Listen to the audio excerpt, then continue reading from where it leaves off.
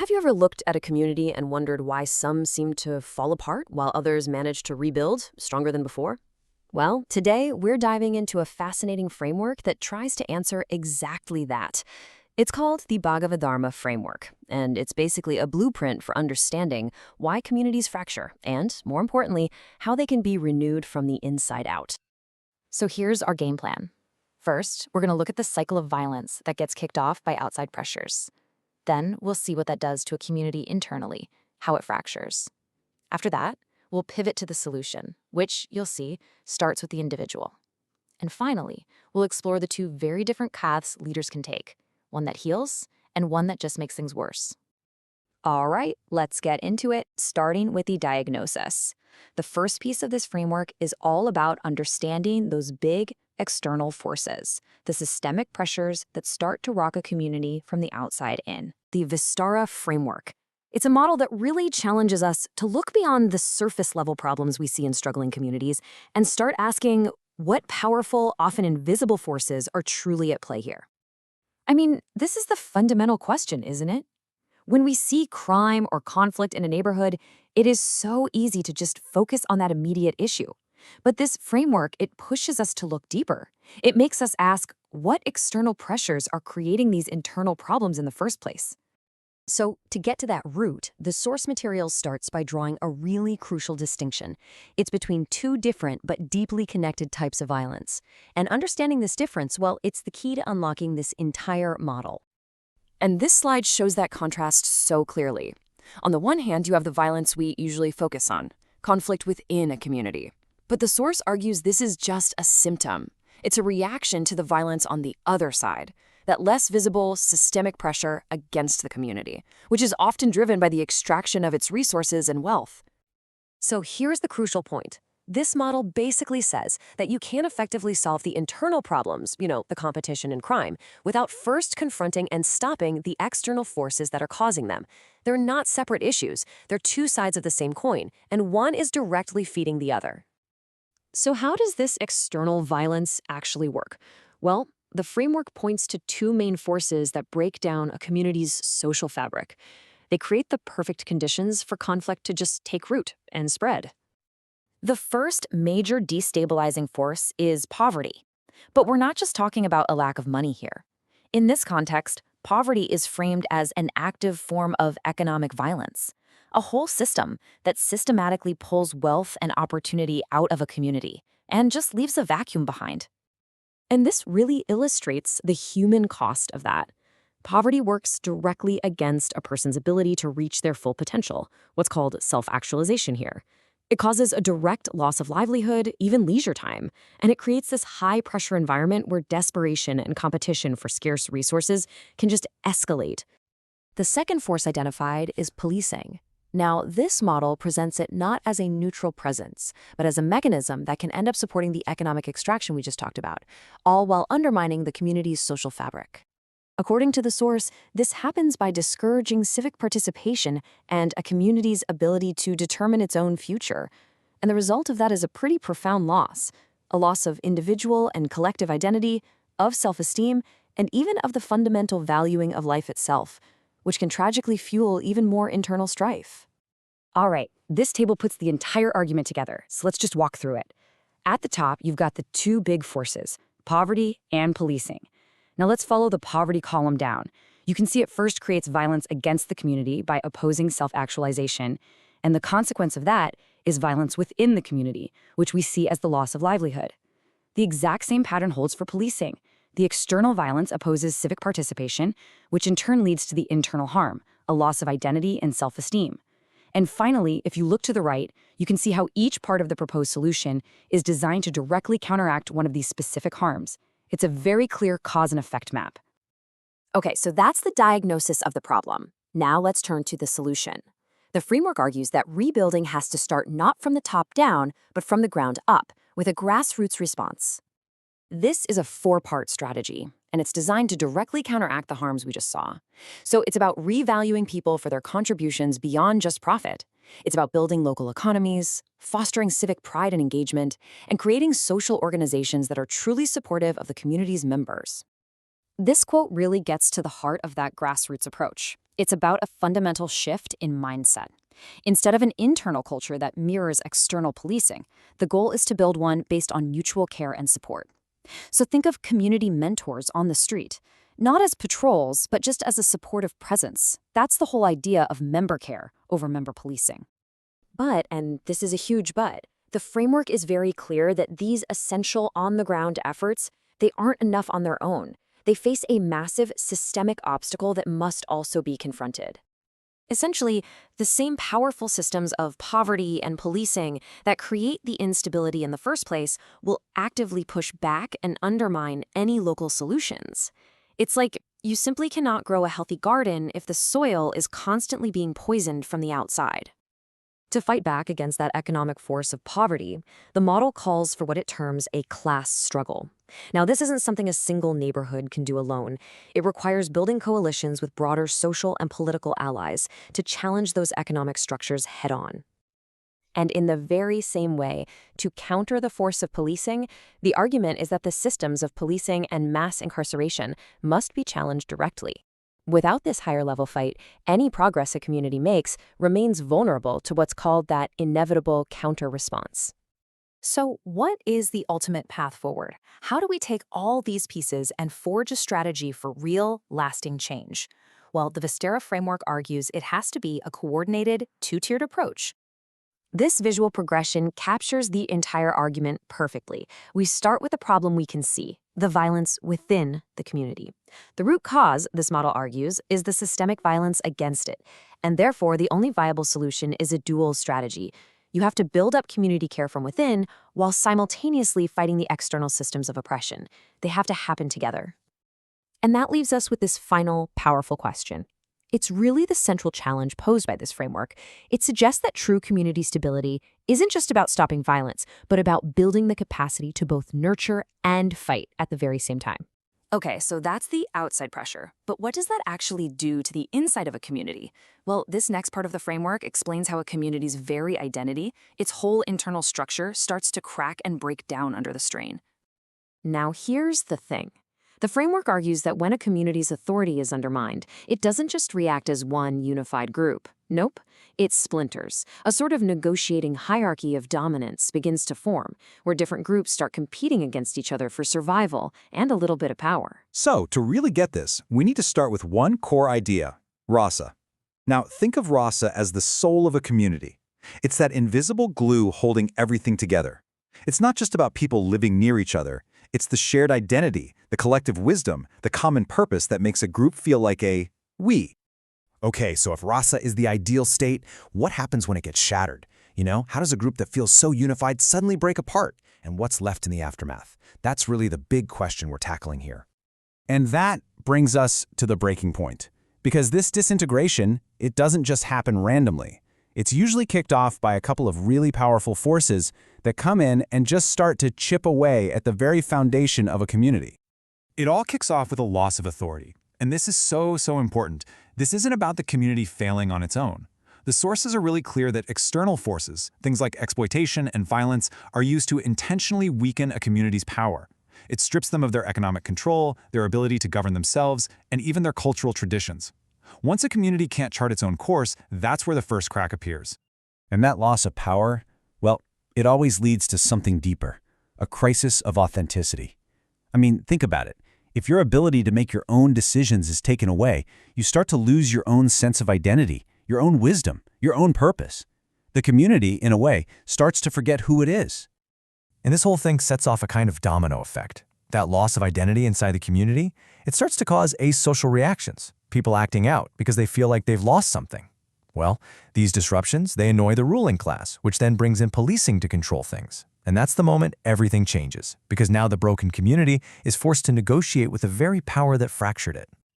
Now here's what's so fascinating. The community doesn't just dissolve into chaos. No, it reshapes itself into something the source material calls a negotiating hierarchy of dominance. Basically, it splinters into different groups, each with its own game plan for survival, all scrambling for a foothold in this new, messy reality. So inside this new hierarchy, we see three main groups pop up from the wreckage. And what's wild is that each one has a totally different idea of what the future should look like. All right, first up, you've got the group that's all about integration. Their strategy is pretty straightforward: assimilation. They essentially try to adopt the identity, the values, the whole worldview of the ruling class. Why? Because they're hoping to get a seat at the table. Their goal isn't to bake a new pie, it's to get a piece of the one that's already there. Then you have the second group. They're seeking independence. These guys look at the old pie and say, no thanks. They want to bake their own. This group is all about creating their own separate identity, their own institutions, their own purpose, basically building a whole new community right alongside the dominant one. And finally, you get the third group, the ones seeking transformation. Now, their vision is the most radical of all. They don't just want a piece of the pie, and they don't just want their own pie. They want to change the entire recipe so that the pie can be shared by everyone. They want to fundamentally transform all of society. And this table just lays it out so clearly. You can see the different roles they play. The integrationists, they become like lieutenants for the ruling class, using borrowed power. The independence seekers are the status seekers, trying to build something new and get others on board. But look at the transformationists. They get cast as the scapegoats, and they have to start from a position of being totally powerless. The real tension here is between that first group and the third group. It's just a head-on collision. One wants to become the system, and the other wants to completely upend it. These are not just different plans. They are fundamentally opposing worldviews, battling for the future of the entire community. So, let's zoom in on that third group, the scapegoats who want transformation. Because this is where we find the most complex and, honestly, the most interesting dynamic. They have the biggest burden to carry, but they might also hold the biggest hope. This quote from the source material just hits the nail on the head. It perfectly captures their dilemma. They want to be accepted by the very system they're trying to change. They might even copy the ruling class, but they just don't have the money or the social connections to ever really fit in. They're stuck, caught between two worlds, and they don't really belong to either one. And because they're stuck in this impossible position, where do they end up? Well, they often find themselves on the margins of society, in what the source material calls the asocial and antisocial milieu. They're the outcasts, the people who just don't fit into this new, fractured reality. From this really tough spot, there are usually two dead-end paths. Option 1, they get managed or policed by that integrationist group, the lieutenants. Option 2, they give up on their big dream and just join the independent seekers, settling for a much smaller, separate goal. But there is a third way. If they want to avoid getting absorbed or controlled, their only real option is to become self-empowering. They literally have to build their own power, their own agency from the ground up, starting from that place of having nothing. And this is how they survive, and it's the very kernel of their power to change things. And this need to build power from scratch brings us to the final, critical piece of this puzzle. It's the fight for authenticity, where you have to weigh this enormous risk against an even bigger reward. But here's the catch, right? You can't change the whole world by yourself. To make their huge vision a reality, this group absolutely has to build alliances and connect with other powerful groups. And the second they do that, they walk straight into a massive danger zone. And this is the ultimate tightrope walk they have to do. The risk is that by making deals and building alliances, they'll have to compromise their core vision. They'll lose the very authenticity that makes them special. But the hope? The hope is that they can somehow hold on to it, that they can play the game of power without letting the game change who they are. So when you boil it all down, the takeaway is pretty profound. The entire hope for a truly new, more just society really rests on the shoulders of these leaders from the powerless group. Their ability to deal with power while staying true to their authentic vision, well, that's what determines if real change can ever happen. Which leaves us with one last big question to think about. When a society breaks apart like this, are the paths of integration and independence just temporary fixes? Is this incredibly difficult, risky journey to reclaim and protect your authenticity the only real path to not just survive the fracture, but to actually build something better on the other side? Okay, so if the scapegoats hold the key, how in the world do they unlock that potential? This is where we shift from the problem to the solution. And the framework argues that real community renewal starts with something much smaller, the inner transformation of the individual. Okay, so this is huge. It really gets right to the core of the problem. We mix these two ideas up all the time. On one side, you have individualism, which is all about me, and it can actually push us away from people. But on the other side, you have individuality, That's the unique, authentic, amazing stuff that makes you, you. And that's the very thing that connects you deeply with others. The whole journey we're talking about today, it's about moving from that first column over to the second. So the big question is, how do we actually do that? How do we make that shift? Well, the path we're going to follow is called Brahma bearing. The best way to think about it is like a guide, or maybe a map for your inner world, designed to lead you away from that feeling of separation and back to true connection. So what is Brahma bearing, really? At its heart, it's a practice. It's about being mindful, really paying attention to three big pillars in your life: your truth, your virtue, and your destiny. And this isn't about just thinking about them. It's about actively aligning what you do every day with your deepest values and your unique purpose in life. That's how you start to uncover that true, connected version of yourself. Now, one of the absolute cornerstones of this path is this simple but really profound idea: selfless service. This quote, "The server is not served," just cuts right through the noise, doesn't it? It's asking us to make a pretty radical shift in how we see the world, moving away from thinking, "What's in it for me?" and toward asking, "What can I give here? How can I help?" And this idea builds right on top of that. It's all about humility. It's about recognizing that you're serving something much, much bigger than your own ego or your own desires. Now, whether you call that father or a higher purpose or the good of humanity, that part's up to you. The key is moving beyond just serving yourself. And look, this isn't just some abstract philosophical thing. We have powerful, real-world examples of this in action.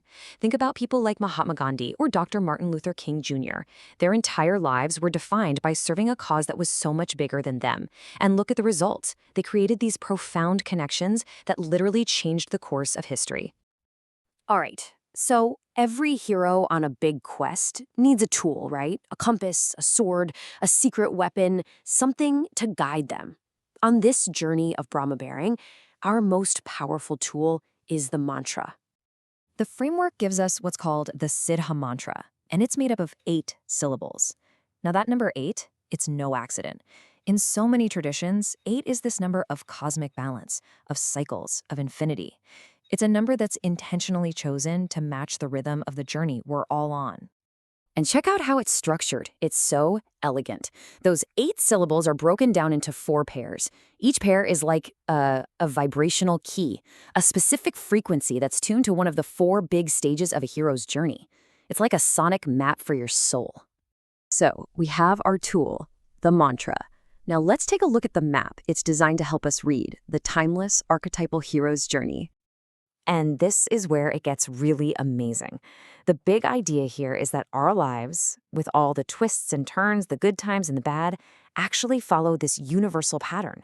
The famous writer Joseph Campbell called it the monomyth, this one fundamental story of challenge, breakdown, and breakthrough that we all get to live out in our own unique way.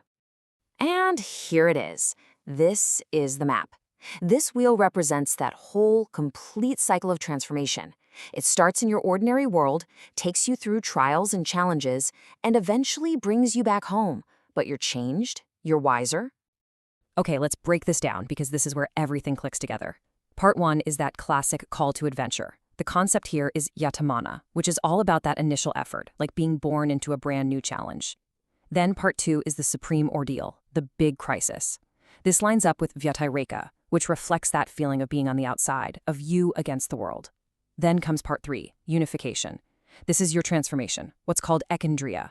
It means gaining this new sense of focus and control after you've made it through the darkness.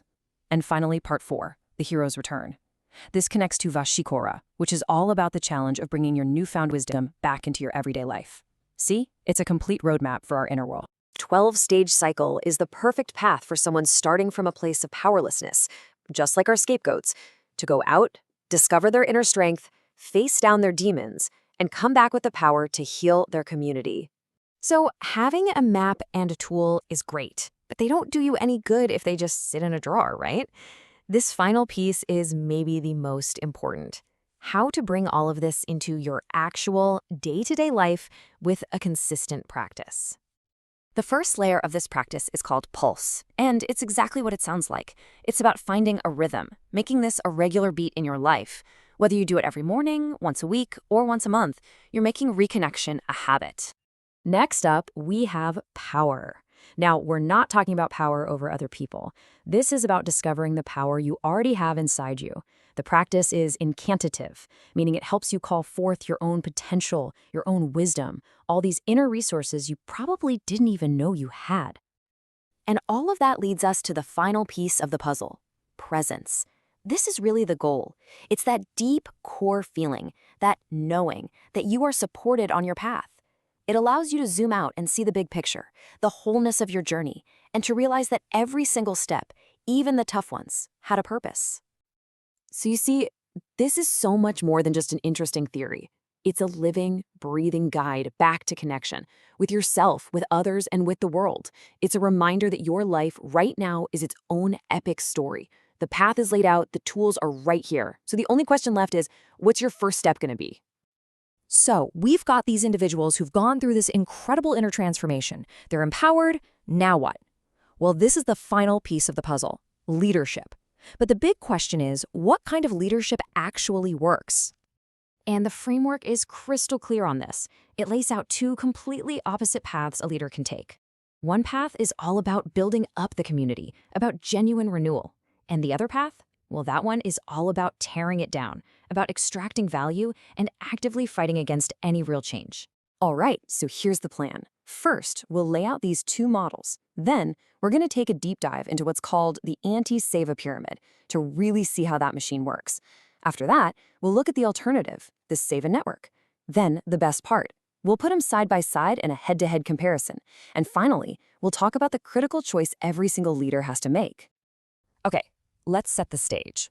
To really get why the constructive model is so special, we first have to get a super clear picture of the destructive one. So we're actually going to start with the framework that works against community renewal. So let's talk about the anti-Seva pyramid. And really, this is more than a model. It's like an anatomy of exploitation. It's a top-down system of control that, let's be honest, you've probably seen a million times. In big corporations, maybe in governments, really in any place where power is hoarded at the very top. And at the core of this pyramid, you find two main qualities, aggressive and acquisitive. And this isn't just, being ambitious. It's a relentless, forceful focus on taking and possessing. Resources aren't seen as something to create or share, but as something to take, to own, to control. And here's what that looks like in the real world. The leader practices something called outserving. Basically, they take resources from the many, the impacted people, and award them to the privileged few. The whole structure just becomes self-serving, and leadership itself gets defined by having power over others. That is the engine that makes the whole pyramid go. So what's the end result of all this? Well, the outcome is both exploitive and enriching. But, and this is the key, that enrichment is only for the privileged people at the top. For everyone else, for the people whose resources are being used, the process is built from the ground up to be exploitative. This kind of leadership creates a very specific kind of society. It's a rigid, vertical structure. There are clear winners and there are clear losers. It's described as an incidental and exclusive association of resourceful humans. Think of it like a club where your membership, your value, it isn't based on who you are as a person. It's just based on your rank in the hierarchy. Okay, deep breath. Now let's pivot to a totally different way of thinking, this Seva network. And this isn't just the other side of the same coin. It's like we're introducing a whole new type of currency. This is a framework for actual, genuine renewal. A Seva leader operates on this amazing dynamic balance. They are absolutely assertive when it comes to disrupting harmful systems. They're not passive. But at the same time, they are deeply receptive to the needs, the ideas, and the wisdom of their peers. That's the magic right there. That's what fosters co-creation. And this leads to two really foundational attributes. First, the work is in-serving, which means it has to directly enrich the lives of the people who are actually participating in it. The value stays inside the community. And second, and this is really the heart of the whole Seva model, the leader's goal is to be empowering of their peers, not empowered over them. That's the engine for this model's success. The outcome here is it's transformative, it's enriching, because it empowers people through their own engagement. But because it does that, it's also inherently disruptive to those old systems of exploitation we just talked about. So it's building up and tearing down at the exact same time. And the social result? It's a community built on agency and self-determination. It's a horizontal communal network, what's called an emergent and inclusive association, where every single person is an inherently valued participant. It's a thriving network, not a rigid pyramid.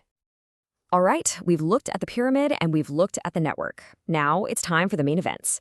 Let's put these two models in stark contrast and really see the differences side by side. This is where it all clicks into place. Seeing these two frameworks next to each other just makes the contrast in their approach, their values, and their outcomes so incredibly clear. I mean, look at this. This chart says everything. The SIVA model is generative, anti-SIVA is accumulative. SIVA leaders are assertive and receptive, anti-SIVA leaders are aggressive and acquisitive. And it all comes back to that fundamental question. Is it power with your peers or power over them? One creates a horizontal community, the other a vertical corporation. One path leads to renewal, the other leads to exploitation. The choice couldn't be more stark. So, you see, this isn't just some theory. This gets very real very fast. We've arrived at the leader's critical choice, and understanding this distinction, why it matters, it has massive, real-world consequences. You know, there's this quote from the source material that just nails it, and I have to read it. It says, "The choice between these models is the defining factor in whether organizational efforts result in genuine community renewal or the reinforcement of the very systems of violence and exploitation they may claim to oppose." Wow, that just says it all. The stakes are unbelievably high. And that brings us to one last question, a question for you. When you look around, at your job, in your community, maybe even when you look in the mirror, what kind of leadership do you see? And more importantly, which kind of leader will you choose to be? Which will you build? So let's put all the pieces together. You have external violence that causes internal fracture. The way out begins with individual renewal and transformation. And that personal change can then fuel collective action when it's guided by the right kind of transformative leadership. It's this incredible chain that links the inner spiritual world directly to systemic political change. Which leaves us with one final, really big thought. What this framework is essentially arguing is that you really can't have lasting social change without deep personal change. It suggests that true renewal isn't just a political fight, and it isn't just a spiritual journey. It's both, completely woven together. And that is a really powerful idea to sit with.